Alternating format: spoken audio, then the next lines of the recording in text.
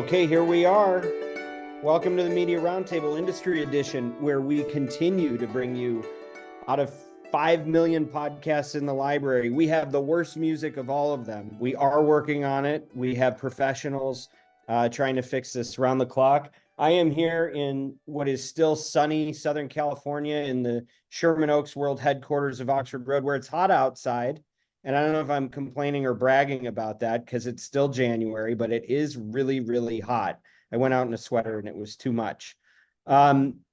We are going to talk a lot about things that are relevant to people working in the business of audio here today, as we do every time on the Media Roundtable, with a special focus for the Chief Audio Officer, and that is the marketer who is tasked with making this thing work when we know it's very, very complicated.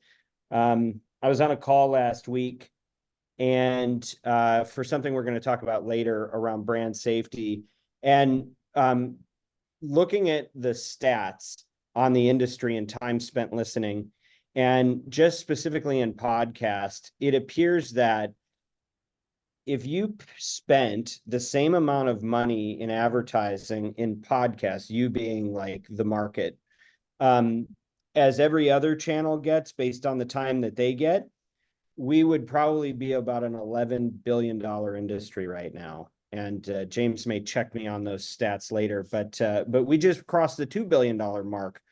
So we think so.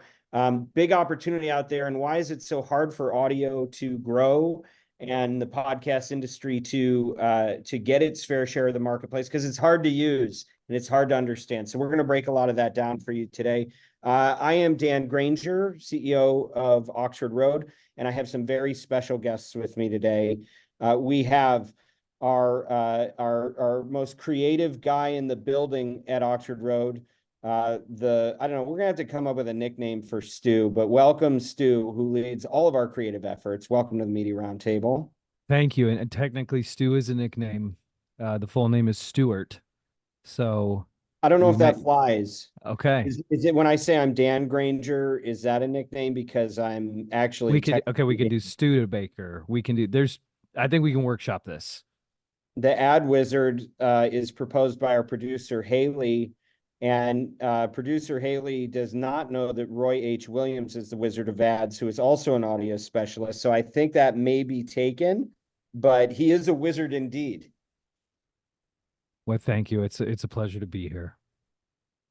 We also have Kristen Duenas. Welcome to the Media Roundtable. Welcome back to the Media Roundtable, Kristen. You've been with us many times. No stranger to the format here. I'm glad you're here to talk about it. Super Bowl's coming up, and you have been a part of many Oxford Road activities where we actually have done viewing parties at your house, grading Super Bowl ads based on our audiolytics framework. How you feeling this afternoon? Not terrible, not terrible. It's a good start to the new year, and it's been a while since I've been on, so thanks for having me back. We're glad to have you back. Nothing personal about that. That was you must have been unavailable the 17 other times we did the casting call, but we're glad you're here now. And of course, the man from our global leader on this program, we have the great and powerful James Cridland, who, if you don't know, that you have not been paying attention to the podcast universe, because he is the editor of not only the Podcast Business Journal, but also Podnews. What's going on, James? Dan, thank you. It's 84 Fahrenheit here today. So you talk about being hot, but 84 Fahrenheit and 92% humidity. Just walking outside is like having a shower. It's quite unpleasant. What's it supposed to be like this time of year? Well, I mean, it's supposed to be hot, but it's not necessarily supposed to be quite as humid and, full of floods as we currently are. I'm in Brisbane, Australia, by the way, for those who don't know. So, we've got lots of floods and everything else. It turns out that there's some kind of, climate catastrophe going on at the moment. Who knew? Who knew? All right. Well, we're going to talk about some big stuff today. We're going to revisit some topics that may have come up before, but some new information has come to light that we will be sharing with you and all of its implications. There's been a big update in the world of brand safety and suitability. There is a shifting landscape in podcasts for who's actually listening.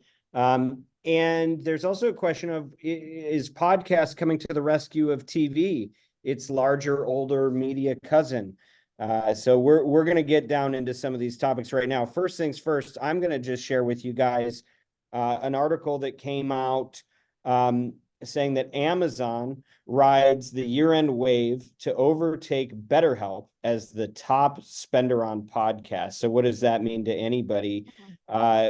So there's been a lot of talk about brands overtaking performance marketers, because this started as like a pure DR channel with a lot of direct-to-consumer brands. Now, Amazon is a direct-to-consumer brand still, but I think we can all agree it's much, much more than that. When you're over $1 trillion in value, you're kind of something else.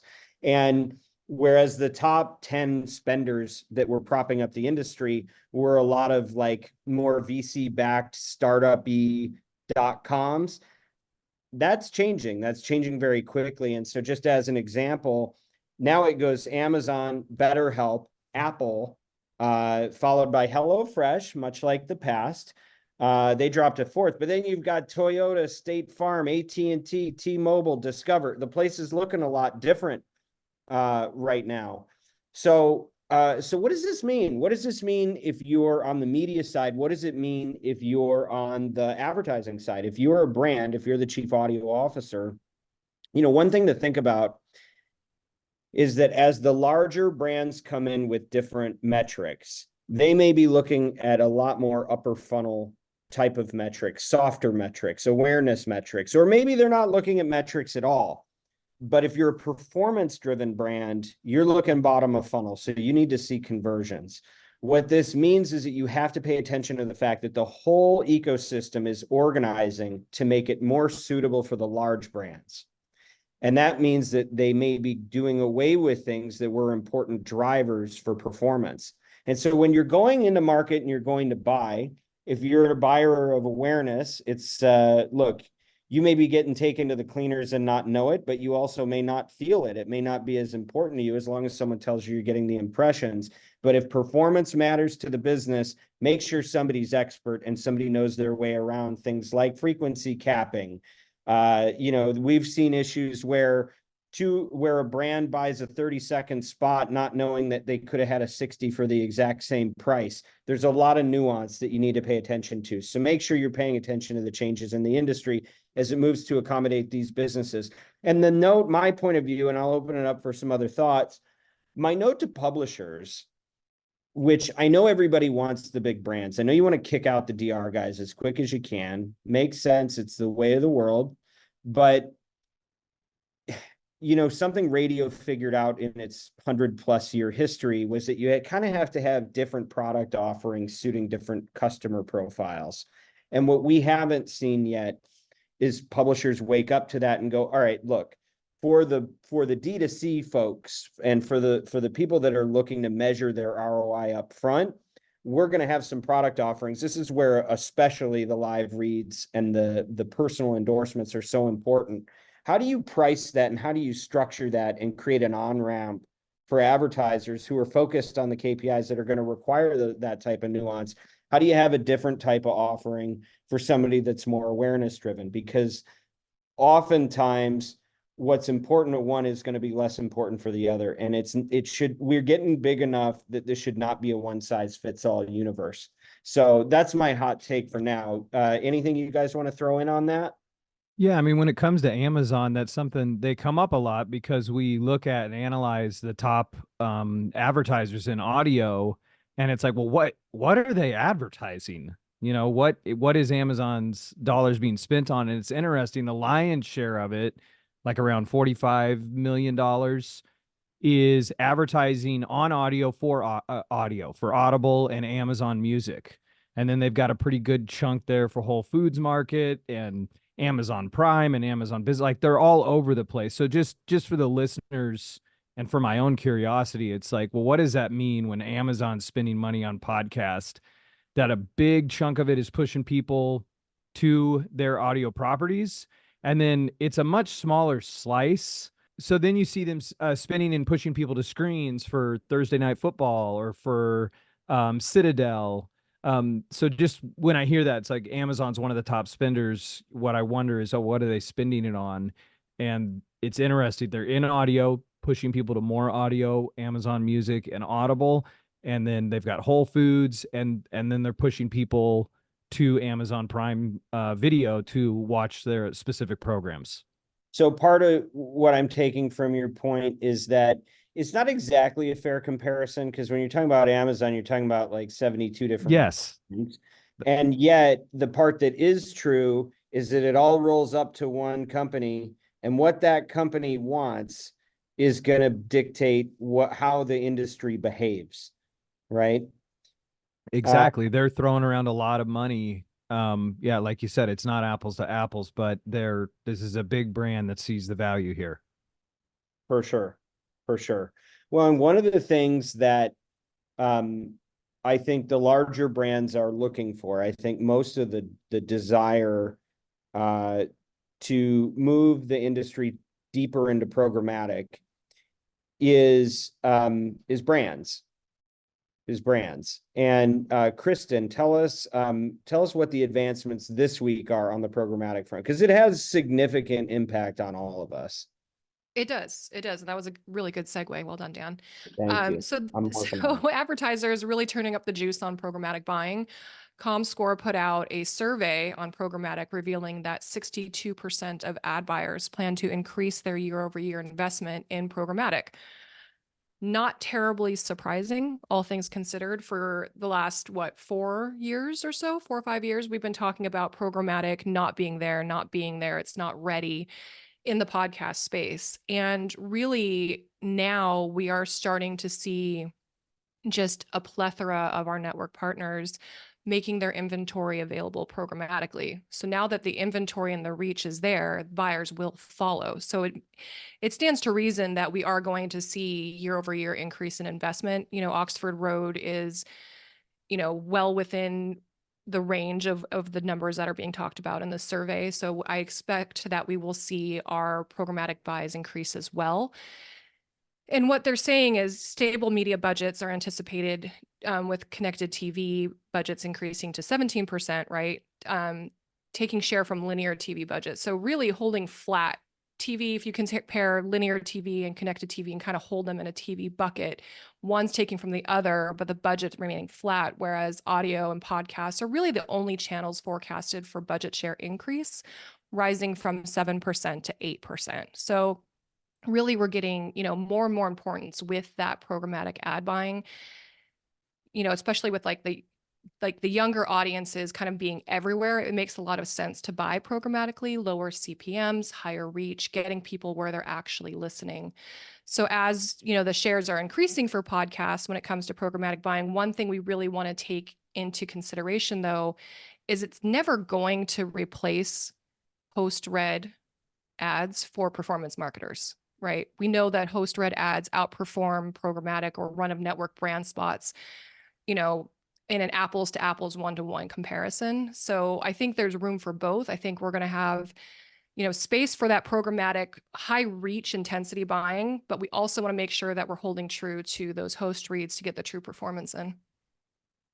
Kristen, when you are looking at programmatic and you just figure, all right, I've got a host read on a show and then I can buy it programmatically, what type of difference do you look for in CPM as a rule? I know it's going to depend on the show, it's going to depend on the publisher, but if you had to ballpark it, how much more valuable is one than the other?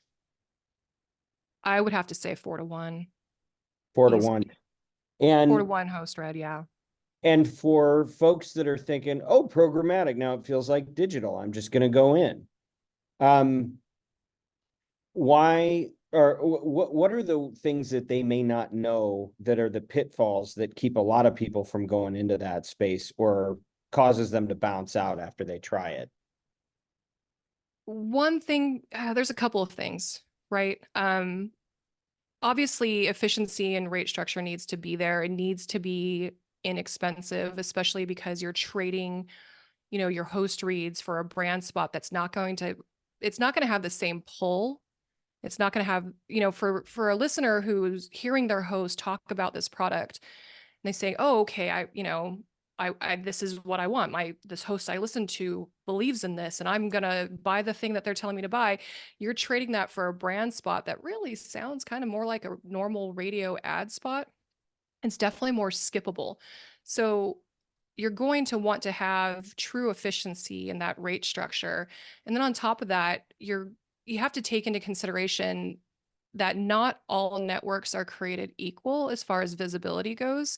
So knowing exactly what shows you're airing on, what formats you're airing on, which ones are performing best can help drive future strategy as far as like really integrating with host reads down the line. So I think you lose a lot of that with So you feel programmatic. like the host read piece is the most significant. You don't think it's do. more about the execution, the limits of the tool, frequency. I think it's great for super high reach, super low rates, and kind of like a shotgun approach to ad buying. I don't know that ultimately it's ever going to replace, what we know in performance marketing that works with host reads. So I'm just going to use an analogy to do an endorsement for endorsements. If I went to the podcast movement evolutions conference in just a couple of months and nobody knew who I was and I wanted to meet a bunch of publishers, I'd have to walk up to all of them, introduce myself, hope that I came across well, hope they didn't know I was nervous, interrupt them, get through the awkward part, and then hopefully start to build a relationship if they'd make the time for me. But if I walked in shoulder to shoulder with the great James Cridland, and he said to people that are all flocking up to him, let me introduce you to somebody that I have known and trusted for a long time, because I think he can really help you. It's going to be a very different conversation that I have after that. Getting walked in by somebody that already has trust established in a field with people that already trust that individual, totally different, night and day. And I think that probably goes to the 4-to-1. But I know, James, you have some grumbles on this. So, well, I mean, I only have grumbles in terms of lower rates, lower CPMs, and everything else. I think, you were talking, Dan, earlier about what the radio industry has done in the last 100 years. I think one of the things that the radio industry hasn't necessarily done is maintain its cost per thousand. We're seeing radio ads being sold for lower and lower money now than ever in comparison to, inflation and everything else. So I just, I was busy doing some work on a national radio station in the UK the other day, and they are running 8 minutes of ads an hour. That's all, 8 minutes of ads an hour, and they will be properly pricing those ads out. They won't be giving those away. So I worry from a creator point of view about lower cost per thousand. I see that being, of course, a massive benefit to brands, but I think from the business side, the last thing that we really want is podcasts, with 3, 4, 5, 6, 7 minutes of ads an hour. Well, and I'm sorry to say this, and you and I have talked about this before, James. I think that's where it's going until people get a hold of themselves and realize you could run half as many ads. And if you open up the endorsements, you can charge twice as much money or 4 times as much money, and it'll still net out. So what does the ad wizard say? Yeah, so the fetishism with all of the AI tech, it's just a watch out creatively to go, if that's where everybody is going, that means there's space opening up over here. And a lot of times I hear the decisions that are being made, even creatively, aren't necessarily based on the audience or the message. It's to lessen the amount of work of a poor person that's already working 2 or 3 people's jobs, right? But driving that, having that drive the creative isn't the way to go. Audio is inherently intimate, and that how do we look at doing these host reads, and then how do we do things like incorporating the sounds that ads make, or even having them incorporate a sonic brand into a live read that is the antithesis of making something more efficient. It's incredibly inefficient because it's very custom. You have to work with each network and each host independently to go, hey, this is how we could do this, or what what would be the roadblocks to be able to make that happen for you guys? That's the space that's exciting to me on the creative front, as everybody's running over to make everything. And Kristen, you were talking about it. The breaks are sounding a lot like invisible radio ad breaks, right? So how then shall we live as chief audio officers? Yes, there's a value to those things. We probably should have, we're doing something programmatic and do all that, but now go the other way. And how can you maximize the live read? How can you make sure that you're there getting that? And how can you make the live read even more interesting? It's interesting because I guess when we talk about AI, and we're not going to stop talking about AI, it's really hard. And I think this is all industries and all businesses. It's really, really hard to know which solutions and things you're hearing and reading about are just people that were working on NFTs 18 months ago. And they just said, oh, there's a new wave we can ride. Let's package it up and, not really worry about the benefit. And then there's the parts that are really, really deeply meaningful. So, I think it's probably important as we're continuing to evolve this conversation that we really identify, where does it look like a parlor trick and where is it actually like moving the ball forward for users? Yeah, I think that's absolutely right. And I think, interesting to see what's going on here in Australia. There's an Australian first, which of course has to do with AI. Weirdly, Australians seem to spell AI with a small I. I don't fully understand that, but anyway, so this is an Acast thing with news.com.au, which is the big News Corp website here.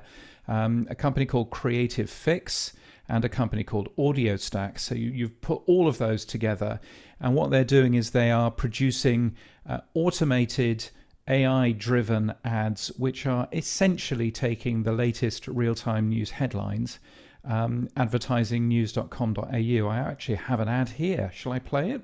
Yes, please. Here goes.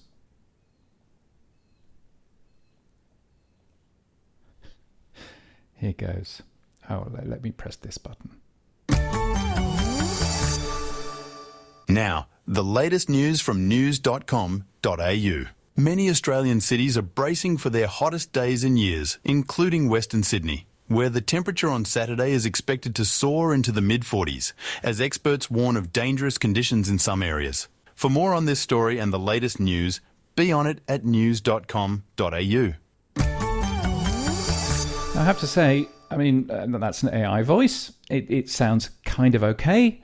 It doesn't sound fantastic, but it doesn't sound awful either. And I do wonder whether or not that opens up new categories of advertising. There are always supermarkets with special deals that want to promote something just for today only. News organizations, anyone else with timely information and stuff like that. It's not just an Acast thing. Anyone who uses a Avast tag could do this sort of dynamic ad placement. I've been playing around with dynamic audio for a number of years now. So you can program this with basically any podcast host. Of course, I'm not quite sure how it works with downloads, but I think certainly it's from my point of view, it's a valid tool to have in your toolbox, even if it isn't necessarily the tool that I would use all the time. Yeah, it's so fascinating. I'm glad you played that thing. My off-the-cuff reactions are, number one, that type of news is now effectively worthless. In that anybody can get it anytime. Like, you used to pay a guy to fly over the freeways in a helicopter to talk about where the accidents were. And now no human can just, connect into Waze or whatever. Yeah. And just, and I think if you're like on a 24/7 format with radio, that could be very valuable. But if I have a podcast and I'm trying to distinguish the value I bring with every word spoken, I can't see that that's a highly valuable resource. It's a cost savings. If you're doing it anyway, sure.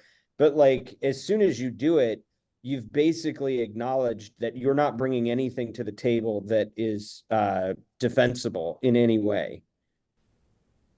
I don't know. Yeah, I guess I walk past a lot of electronic billboards for the local papers, which are all run by Murdoch here, as is news.com.au. and you see the latest news headline up on the billboard, Yeah. trying to associate that particular brand, the Courier Mail here, with the latest news, which I guess is, it's something to do. It's something that actually works from a brand positioning point of view.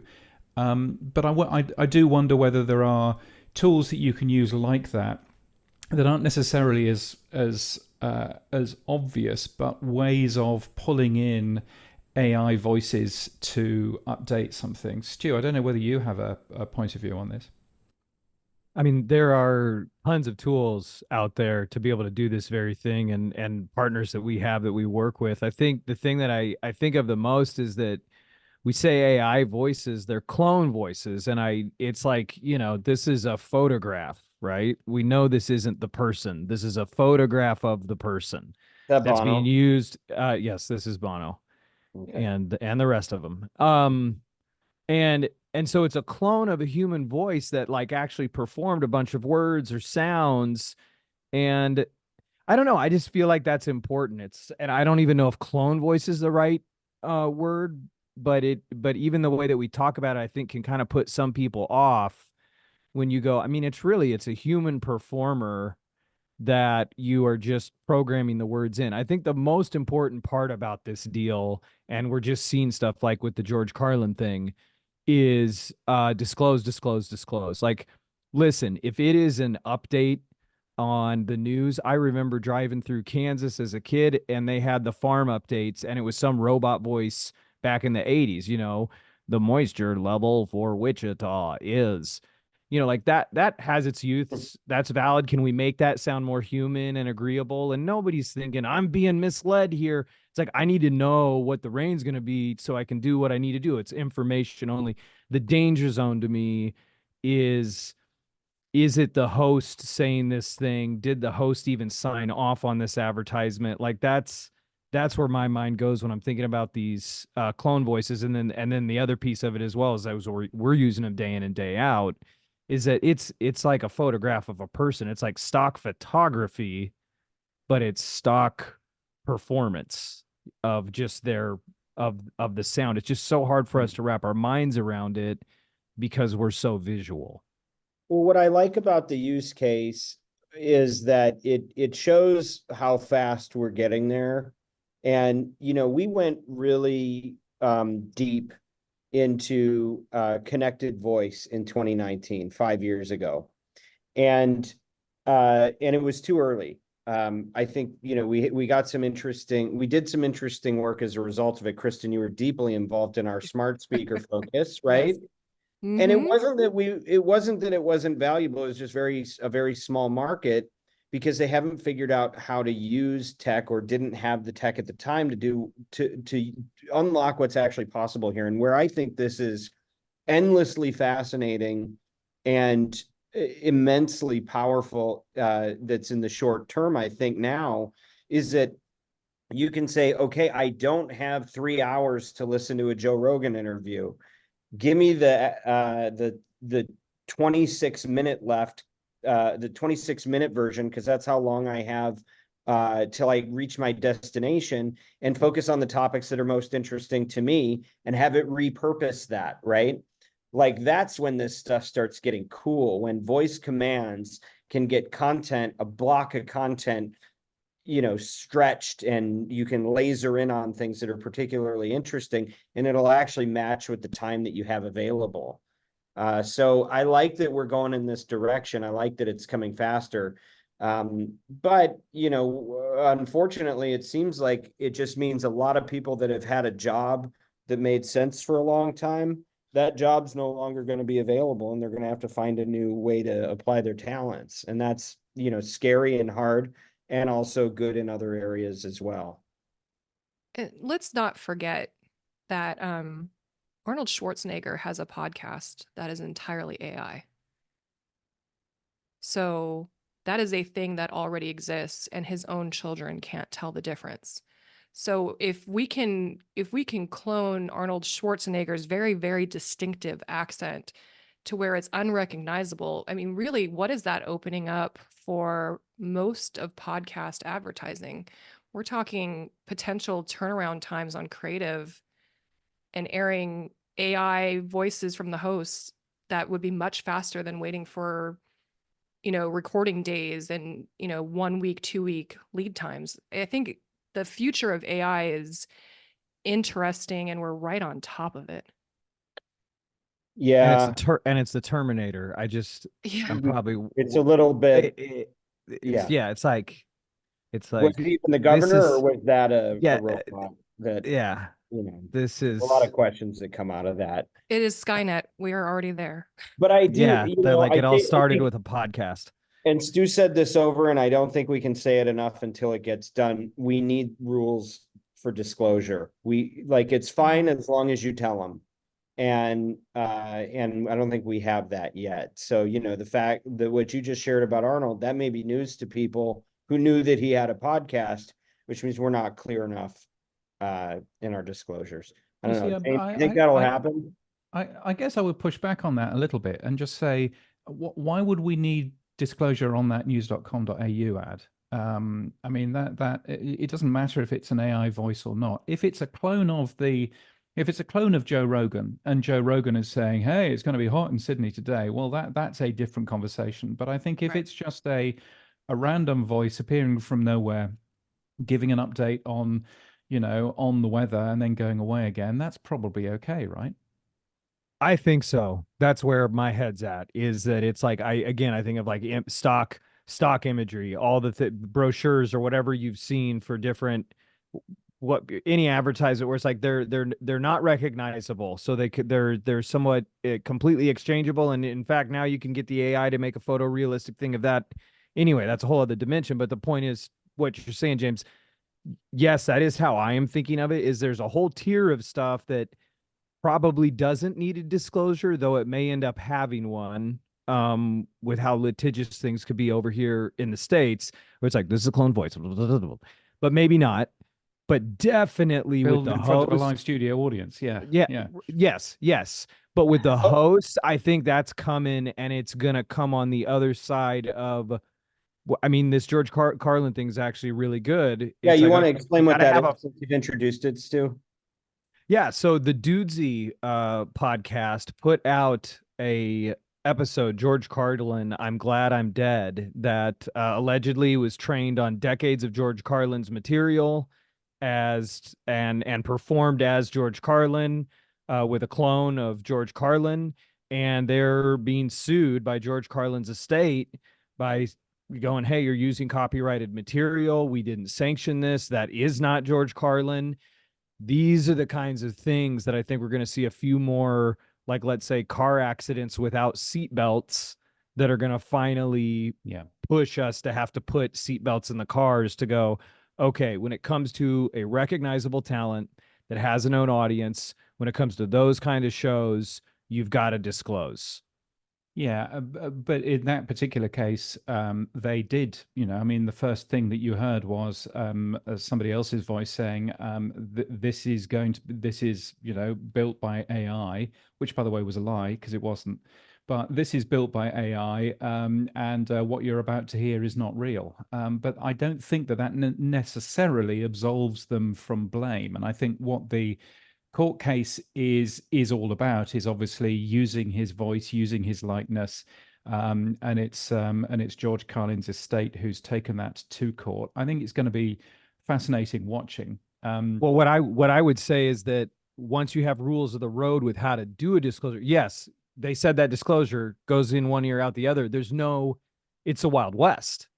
So Dudesy can say, well, I disclosed. Well, there isn't a rule about disclosing that. So this will create the infrastructure. Things like this is going to create the infrastructure to go, what is the exact phrasing going to be that then you are absolved, because there are no rules yet to go, that's good enough, you're absolved. Now, once it finally goes before a judge, maybe a judge is going to go, yeah, they disclose whatever. But that's where we're at now, is that there are no rules yet.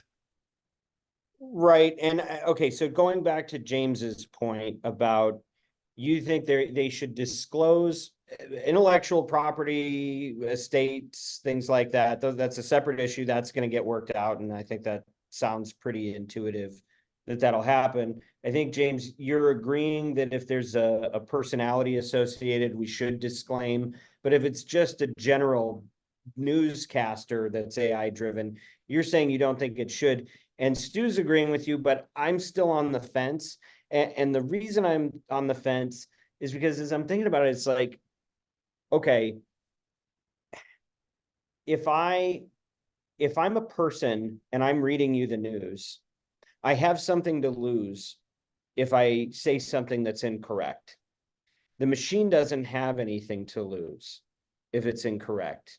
You don't know if there's a malfunction in that machine. You don't know if somebody hacked it, but it's not a person who actually is, even if they're not disclosing who they are, somebody had to do the thing. So I could see the argument. I don't necessarily disagree, but I'm not totally settled on the idea that, robots don't have to self-identify. I don't know. Yeah, I think the difference probably is who has written these words. The words for Yes. that news.com.au ad were written by a human being. It's just an RSS feed.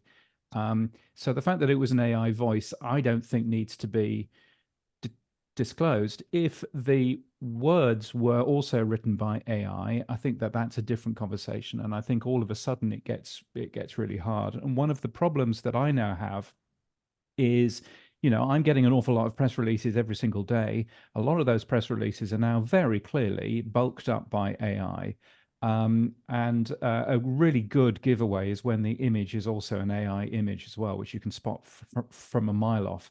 I'm trying really hard to point out when AI is being used, but some of the press releases and things that I'm getting, I frankly haven't the faintest idea whether or not it's AI or not.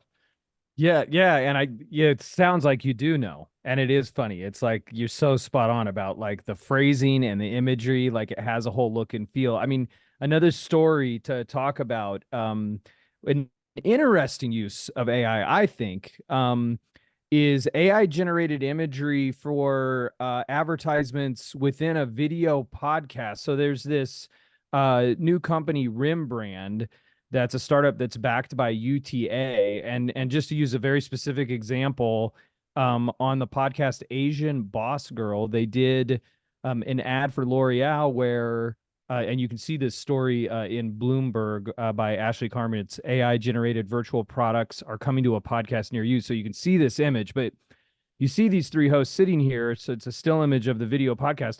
And there's a Fructus poster on the wall behind them. Well, it wasn't there when they filmed.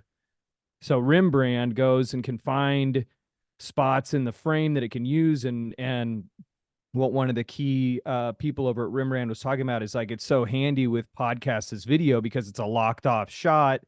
Like anybody that's even dabbled in any kind of video editing software, you can grab a corner and you can pin something up there. But as soon as the camera starts moving, it gets a little bit more difficult. So it's a locked off shot. They can put up the image there. And then when the podcast itself, the creators are making their show, let's say they do 3 or 4 episodes at once, like Asian Boss Girl does, they don't have to have, that's where you are taking some inefficiency out. That is true inefficiency. Where they don't have to have, well, we got to ship you the poster and then put it up in the back and then take it down halfway through and da. That can all be done in a digital environment. I think this is a really fascinating one. And they also mentioned in this story an example that had been done in audio, and this was a couple of years back, where they used a cloned voice, where they've got sound effects, and it's a Johnny Walker advertisement in Q code, where you hear one of the producers say, you're listening to Listening In, presented by Johnny Walker blended Scotch whiskey. And that's something that you could change out with AI as well. So whether it's on the audio front or what's really exciting here in the video front, that to me is a use of the AI technology that's really cool, because that would be like, you would have to send them the poster. They would have to put it on the wall. You don't have to do all of that. You can put it up for the allotted time and even change it out for a different advertiser when it's time to put up a different poster. But does that need rules? Whether or not that thing is there, that's a good question. I struggle with all of this because, like, there's that piece of me that's like the whole thing is illusion, So Yeah. what's the damage of what really is that? I think that's our big struggle from the digital to the analog, and with NFTs, like, what is real? And it's like, okay, look, how does it play out? They went over there physically, and a production assistant taped up a fructus poster for 15 minutes, and then they walked back over and tore it down for the rest of the episode, or we put that in later in post. What Yeah, difference does that make? Well, I think it makes a difference when I say, oh, the refreshing taste of this Diet Coke, and I'm actually drinking water. Well, that's a different animal. I mean, I'm talking about this poster. I mean, yeah, that's misrepresenting, and no, you don't want to be doing that. Yeah. I mean, on the other side, rules on do we say that this is AI or not doesn't necessarily change whether or not we should be doing this with AI at all. We only have to ask Taylor Swift whether or not AI can be used for certain things, and she would have a view that just saying this isn't a real photograph, this is made by AI, is not necessarily going to cut the mustard in terms of that. So, there's a whole new learning, I think, where we need to understand what is right and what is wrong in terms of how to use all of this new technology. I mean, what do you think of it, Kristen, from on a media front? Like, that opens up the entire viewing field of the video. I think of Ready Player One, where like the main villain, he's like, we're going to be able to sell the entire visual field up to 80% before it starts, before it induces a coma.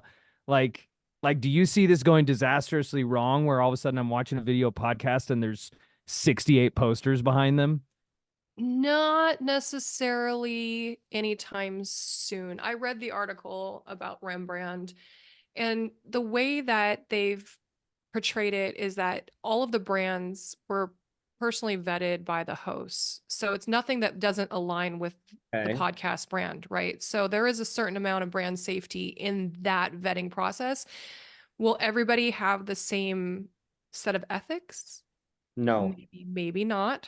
Probably not. I mean, we're human. Most assuredly not. Most assuredly not. Right. It's a video, so it's not necessarily using the host's likeness in order to advertise. It's a backdrop behind the host, as like if they were standing in Times Square and catching an ad behind them. If that's how Rembrandt remains operational, I don't see there being an issue. I think the issue would be if it was the voice and likeness of the host. Yeah, what happens when Alex Jones and his production company get a hold of this technology and he's telling you about the moon rock on his desk, and the audience doesn't actually know where it came from. So I think it's good. By the way, good to call out Rembrandt. What is it? Rembrandt. Good to call out Rembrandt for their ethics and their ethical approach. That's positive. But I would say beware, because I think there's going to be a lot of negative use cases that come out of all of these changes, and we got to pay attention and try to head them off at the pass so it doesn't do catastrophic damage to the industry. When I like James channeling Malcolm from Jurassic Park with you were so busy asking yourself if you could do something, you never ask yourself if you should. Yes. That's going to stick with me. That's going to stick with me because I'm presented with these stuff all the time, and I can get very caught up in just like, oh, we can do it. Let's do it. Like, let's try that. And it's like, wait a minute, let's slow down. Like, what? How does this really play out? And I think, there was a Facebook video shared only a couple of weeks ago. Some big brand who had faked up a ad for themselves on the Sydney Harbour Bridge. So they'd faked up the fact that they had done an advertising wrap on the Sydney Harbour Bridge. They hadn't. But what was interesting, and it was a very smart video that looked very cool.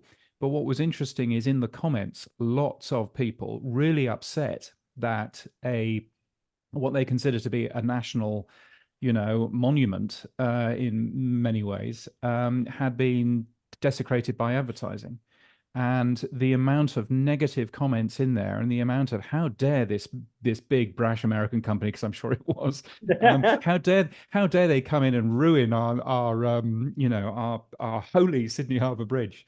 So I think we have to be, really careful, in terms of that. But tons of really interesting things that you can do with video. And it turns out as well that video is really popular when paired with audio. There's some new research which has come out from a company called Hub Entertainment Research, revealing that podcasting can drive samples of TV shows. So apparently 16 to 34, 50% of those listen to a TV series related podcast. So one of those watch again podcasts, or one of those accompaniment podcasts.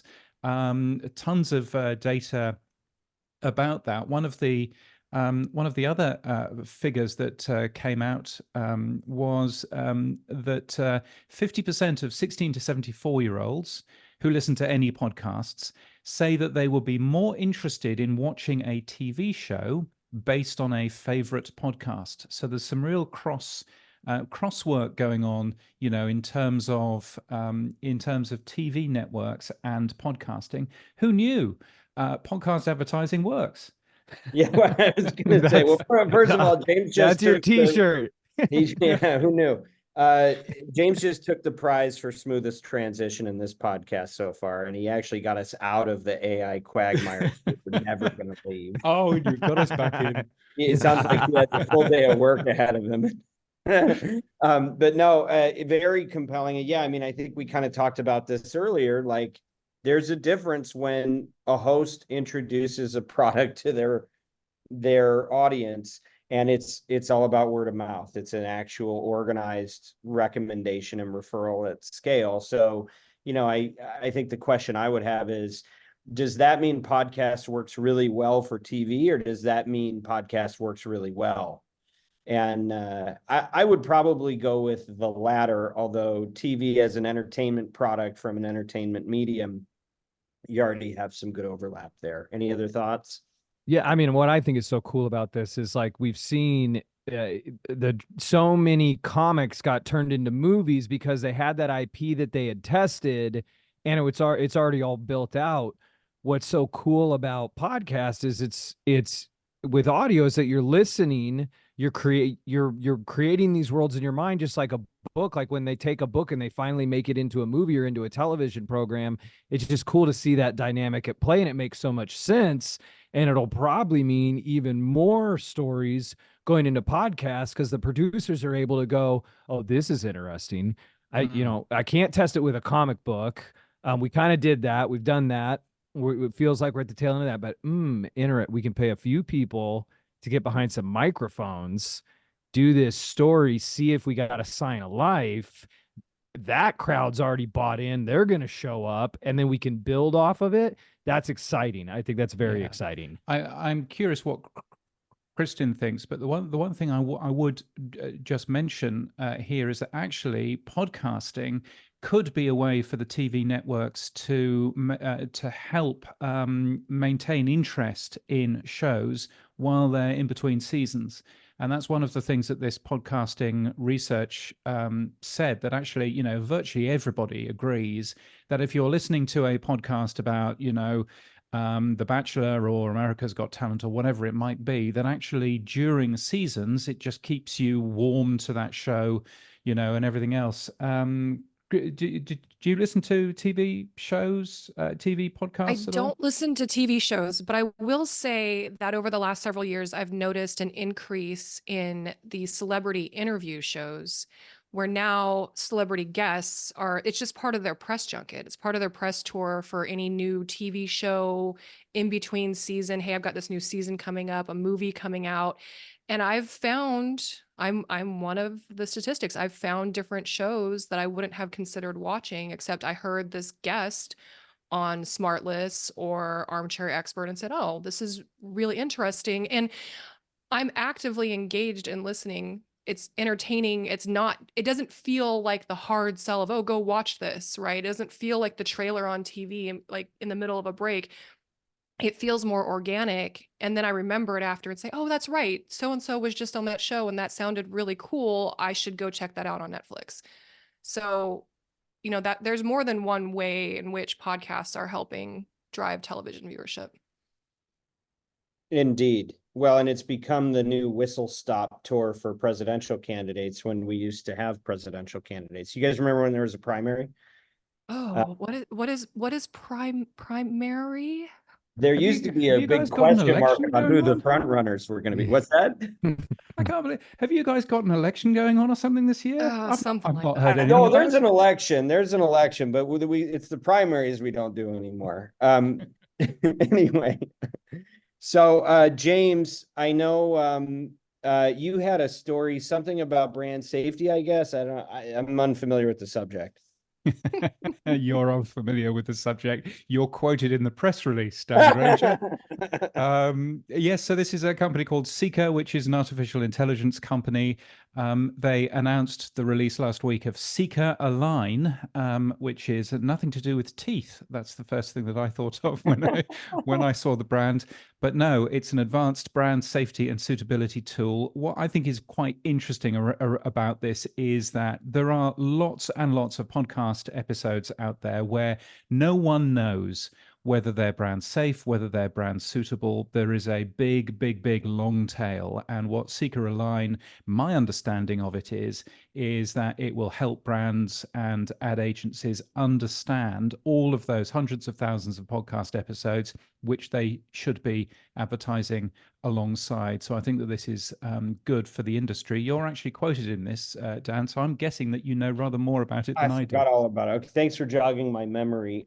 Yes, we have a strategic partnership with Seekr, and where we've been heavily involved is that everybody's trying to make sense of GARM, and it's not the first platform to give you GARM scores that give you no, low, medium, or high risk scores associated with podcasts based on their transcripts and the machine learning that interprets them.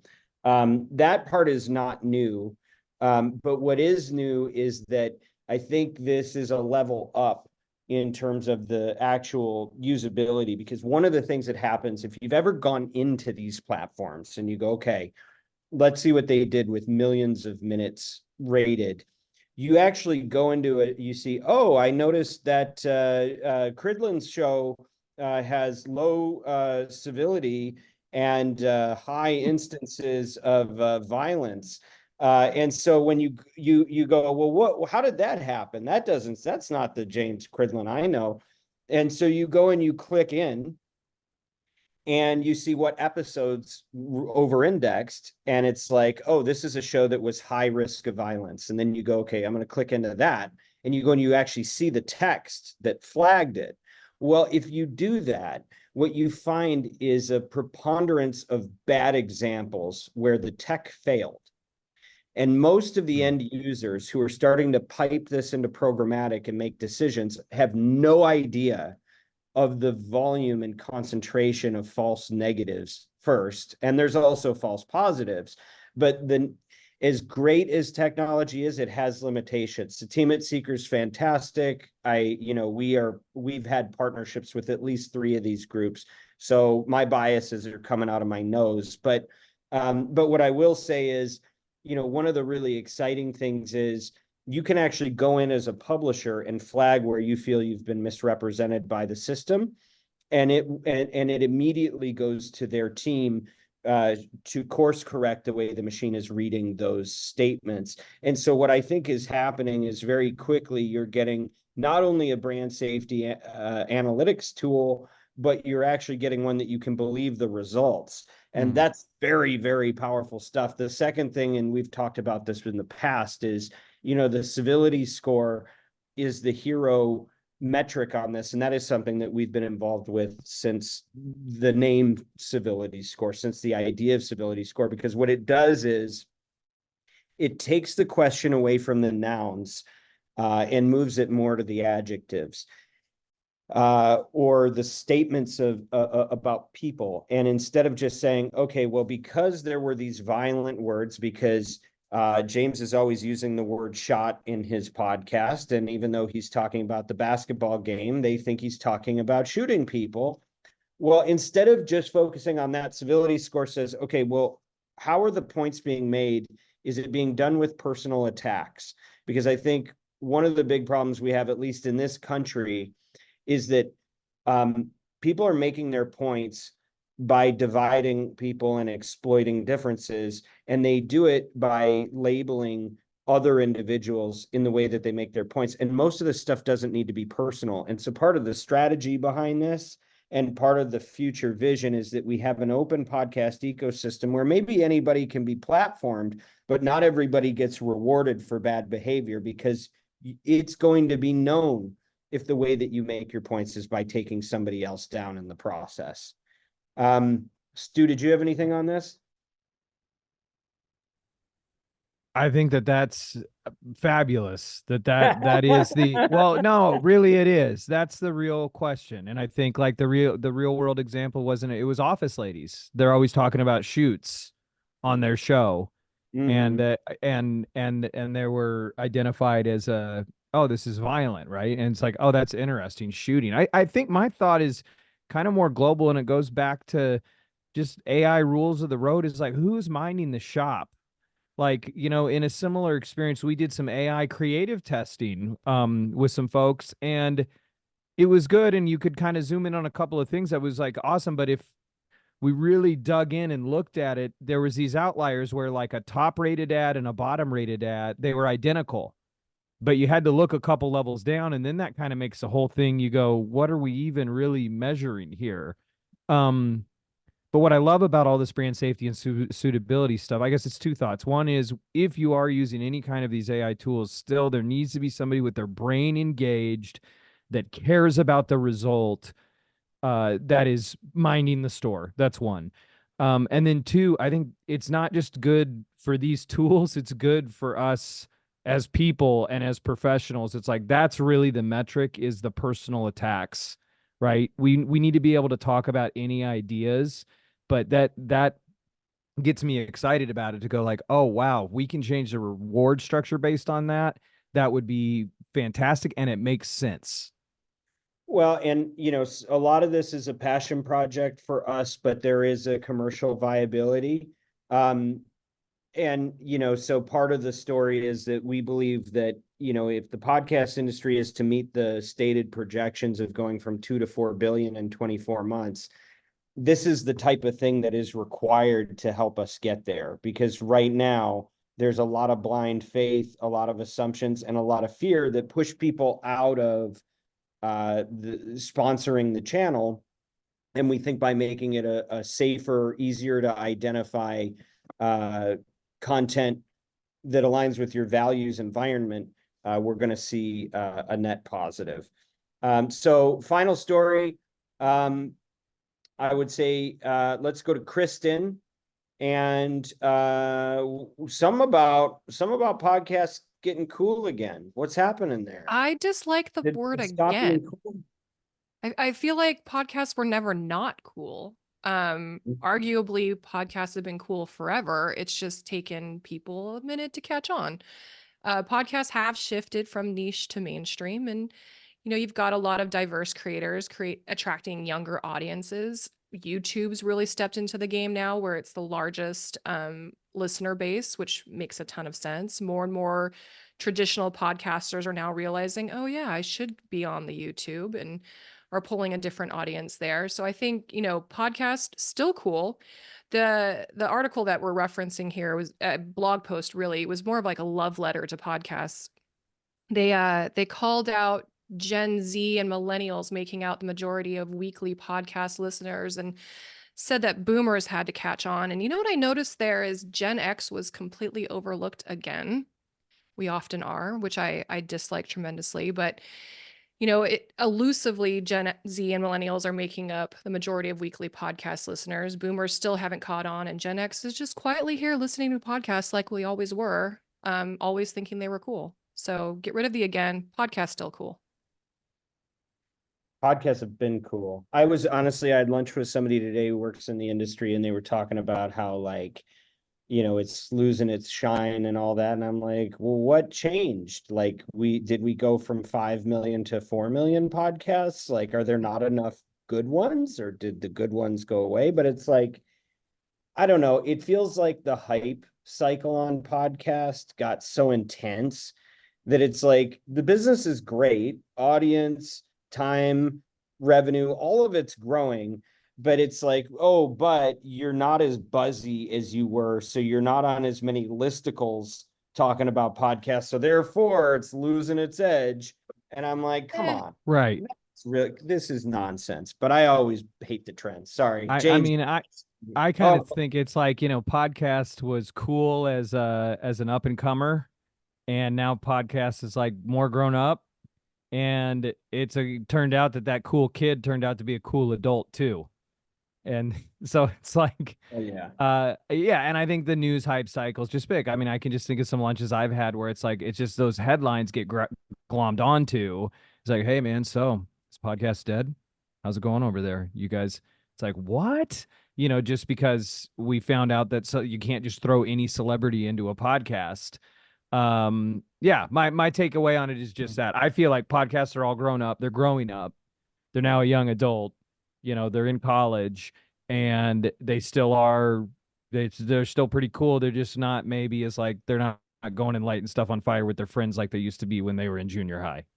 They're Yeah, grown. and I think also, firstly, there are more podcasts out there, and so therefore it's less likely to have that serial moment of everybody listening to the same show. But I think also on the other side, we have been seeing an awful lot of negative stories recently. A great positive story this week in that SiriusXM signing that multi-year agreement with Smartless, pulling it away from Amazon's Wondery, a deal worth $100 million over the next 3 years, apparently. So it's those sorts of stories, I think, that will get people excited about podcasting as a thing again. And I think that we'll see, more excitement as those types of stories happen, and as some of the work that we're seeing in the buy space actually helps podcasting. Who knows, maybe double in value for next year. Well, and I particularly like that Smartless story because one of the predictions I made, and was only one of a couple for 2024, was that spend on content was going to go up. So we need to see a few more of those deals coming through so Yes. that prediction can be true. So we'll thank Jason Bateman for making podcasts cool again in the minds of people that haven't been watching all the stats. And I think that's it. I think that's all we got time for today, guys, because I think James is going to hang up on us if we go into another story. But any closing thoughts, closing arguments? No? Okay, then Stu, for those listeners who can't get enough of this quality programming, we have another podcast that we produce out of Oxford Road, and you're also the wizard behind that curtain. So can you tell us a little bit about Ad Infinitum? Absolutely. Yeah. Ad Infinitum is Oxford Road's audio creative focus podcast where we listen to and break down the top spenders in audio, and it's right in the Media Roundtable feed. You can there's also a separate feed for Ad Infinitum, but you get it if you're listening to the Media Roundtable. And you can just start at episode 1 to get a better understanding of what makes audio ads work and how they can work better. And like I said, we break down the top spenders in each episode, and we've had some awesome guests so far. Amanda DeMarco from Veritonic, Dallas Taylor, who's the host of 20,000 Hertz, and Richard Schotten, the author of The Choice Factory. So please listen to Ad Infinitum if you want to understand how real current ads that are spending the most in audio, what they sound like, how they're working, and how they can work better. That was beautiful, Stu. You're crazy Thank if you. you're not listening to Ad Infinitum. Well, podcasts are still cool and audio is awesome. I want to thank you, James, Kristen, and Stu, for joining me today on the Media Roundtable. This podcast is brought to you by Oxford Road. where we want you to succeed in audio and also use it for good, as we've been explaining. If you're a marketer, you're a chief audio officer, you should check us out, oxfordroad.com. Subscribe to the weekly newsletter, The Influencer. It's very influential. By the way, I just want to flag, James Cridland used AI in the middle of this podcast and actually got it to summarize the whole episode, which may or may not be the recap that we post alongside it. If you have feedback for us, email it to us, and our robots will inform us of what's essential from your note. info@mediaroundtable.com. Thank you to Bianca, Kyle, Haley, Scott, Mary Jane, Everett, the team at Podcast One, and as always, influence responsibly. That was a banger, guys.